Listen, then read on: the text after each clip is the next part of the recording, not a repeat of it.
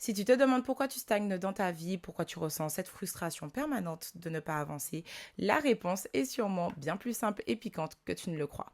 On a tous des mécanismes inconscients qui nous poussent à rester dans notre zone de confort. On est en sécurité, rien ne peut nous arriver car nous maîtrisons tout, ou devrais-je dire la majorité de ce qu'il s'y passe à l'intérieur.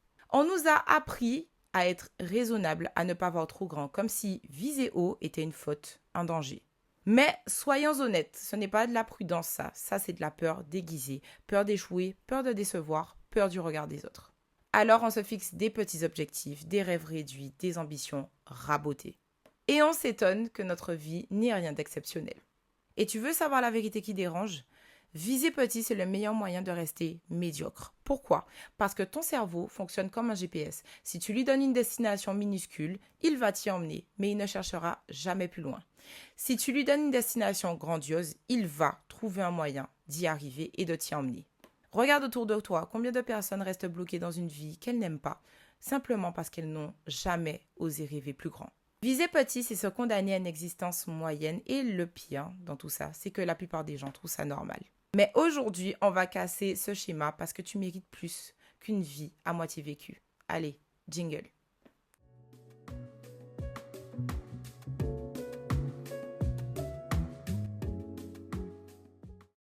Hello, hello et bienvenue sur la chaîne Yo Body Mind, le podcast qui développe ta puissance physique et mentale.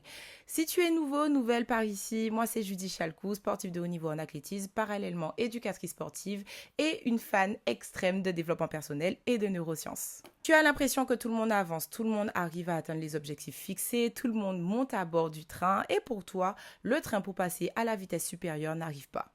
Mais bien souvent, on omet de regarder ce qui se passe à l'intérieur de nous et plus précisément les comportements que nous adoptons quotidiennement au regard des objectifs que l'on s'est fixés et de la destination que nous souhaitons atteindre. La vie est faite de certitudes, certes, mais parfois notre propre barrière, c'est nous-mêmes. Pourquoi? Parce que bien trop souvent, nous visons petit. Tu as des rêves, des ambitions, des envies de faire plus, d'être plus, mais bizarrement, tu te retrouves toujours à te fixer des petits objectifs raisonnables, à ne pas sortir de ta zone de confort et au final, je pense que tu avances, mais pas comme tu le voudrais, donc tu stagnes un peu. Et le pire, c'est qu'à la longue, tu commences même à croire que c'est normal. Eh bien, laisse-moi te dire un truc, ce n'est pas normal. Ce n'est même pas toi le problème, c'est ton cerveau, ton environnement, ton éducation. Tout a été programmé pour te garder dans la médiocrité, mais aujourd'hui, ça va changer parce qu'on va voir ensemble pourquoi viser petit, te maintenir dans cette petite zone de confort qui t'étouffe est néfaste et contre-productif.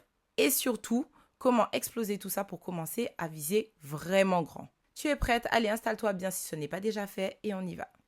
Maintenant, parlons de ce qui nous entoure parce que franchement, ce n'est pas juste ton cerveau qui te met des bâtons dans les roues. En réalité, c'est tout un système. Toute la société est programmée pour nous faire viser petit. Je suis sûre que l'on vous a déjà dit au moins une fois dans votre vie, sois raisonnable, ne fais pas trop de vagues, sois réaliste, assure-toi un plan B au cas où. Ces petites phrases qui paraissent si minimes, si insignifiantes, mais qui ont en réalité un impact grandiose sur notre mental. C'est un conditionnement, une sorte de lavage de cerveau collectif parce que dans notre monde, soyons honnêtes, les gens qui visent trop dérangent. Ils bousculent les codes, ils sortent du moule et ça met un petit peu tout le monde mal à l'aise, spécifiquement les personnes qui ne brillent peut-être pas comme eux ou qui sont emprisonnées dans leurs propres limites. Il y a une expérience super connue, celle de Solomon Asch, qui démontre que 80% des gens préfèrent dire une bêtise plutôt que d'être les seuls à dire la vérité, juste parce qu'ils ont peur d'être différents. Et tu vois, c'est exactement ce qui se passe avec nos ambitions. Si tu es entouré de personnes qui pensent petit, qui se contentent du minimum, qui ont peur de rêver, ben forcément, ça te contamine. Regarde Oprah Winfrey par exemple, elle a grandi dans une pauvreté extrême, elle a été virée dans son premier job à la télé. Elle aurait pu se dire, ok, je vais trouver un job plus stable et arrêter de rêver. Mais au final, elle a fait l'inverse, elle a été tellement visée qu'elle est devenue finalement une icône mondiale. Et toi, pose-toi la question, est-ce que tu as déjà baissé tes ambitions juste parce que quelqu'un t'a fait douter? Et il est beaucoup plus facile de douter que de rester dans une ferme conviction que nous sommes sur le bon chemin. Pourquoi? Parce que notre cerveau est programmé pour la survie et non pour l'excellence. Viser grand demande un effort mental et notre cerveau, lui, il adore la facilité. Et on a affaire à monsieur mental qui nous sabote inconsciemment. Et si j'échoue? Et si je perds tout? Tout ça, ce sont des illusions qui sont créées par ton propre mental. C'est exactement comme une voiture de sport. Si vous passez votre vie à rouler à 30 km/h, vous n'utiliserez jamais tout son potentiel. En gros, plus tu vises haut, plus ton cerveau devient puissant. Tu vois, c'est comme la plupart des célébrités sportives qui sont devenues des légendes. Elles ont aussi morflé, se sont pris des refus, ont été méprisées. Elles auraient très bien pu se dire, bon, qu'elles abandonnent.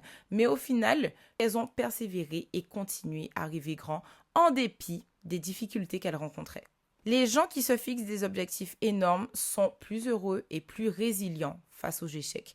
Et la clé hyper importante, elle est là au final. Si tu veux que ton cerveau arrête de te freiner, tu dois lui montrer que viser grand, ce n'est pas un danger, mais une opportunité. Ton cerveau, lui, il s'en fout du succès. Lui, il est câblé pour une seule chose, te maintenir en sécurité.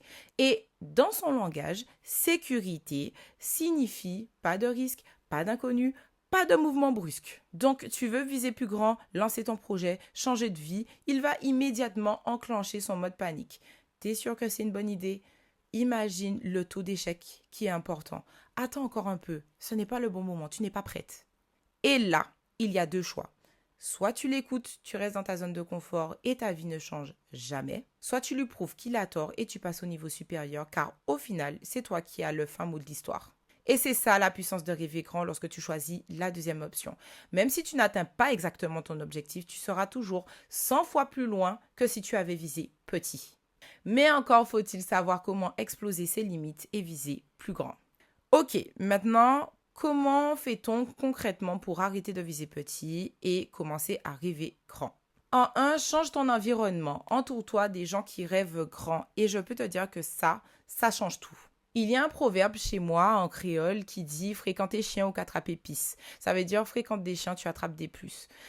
En français, ça veut dire si tu es entouré de gens qui pensent petit, tu penseras petit. Donc, expose-toi à des modèles inspirants. En deux, rends ton objectif ridicule aux yeux des autres. Si les gens ne trouvent pas que ton ambition est trop élevée, ou voire même ridicule, c'est qu'elle n'est pas assez haute. Fixe-toi un objectif qui te fait peur. Si ton but ne te fait pas flipper, c'est qu'il est trop petit. Si tu ne ressens pas cette montée d'adrénaline, c'est que tu n'es pas assez proche de ta zone de progrès. Autre astuce, il s'agit de diviser ton rêve en paliers. L'idée, ce n'est pas de passer de 0 à 100 directement, mais d'y aller étape par étape. En gros, de pratiquer le tâtonnement. Viser grand ne veut pas dire rêver dans le vide. Planifie des étapes atteignables. En 3, tu peux reprogrammer ton cerveau avec de la visualisation. Des études prouvent que s'imaginer réussir active les mêmes zones du cerveau que la réussite réelle. C'est ça que font les athlètes de haut niveau, alors imagine-toi déjà en train d'atteindre ton but. Et pour finir, passe à l'action maintenant. Même un petit pas aujourd'hui peut te mettre dans une trajectoire complètement différente. Alors sois dans ton 1% chaque jour. C'est la fin de cet épisode, j'espère qu'il t'aura plu. Tu veux savoir la vraie différence entre ceux qui réussissent et ceux qui stagnent. Ce n'est pas le talent, ce n'est pas la chance, mais c'est l'audace. Ceux qui osent rêver grand finissent toujours par atterrir plus loin que ceux qui visent petit. Alors, à partir d'aujourd'hui, promets-toi de ne jamais te limiter, de viser grand, de viser immense et d'aller chercher ce qui est à toi. Aujourd'hui, tu as le choix, soit tu continues à viser petit et rien ne change, soit tu commences à voir grand, rêver grand et à faire ce qu'il faut pour t'élever. Si cet épisode t'a fait réfléchir et t'a boosté, partage-le à quelqu'un qui en a besoin et viens me dire en commentaire quel est l'objectif que tu n'oses pas encore assumer mais que tu vas commencer à viser dès aujourd'hui. N'hésite pas à liker cet épisode et d'ici là, prends soin de toi et on se retrouve au prochain épisode. Ciao, ciao!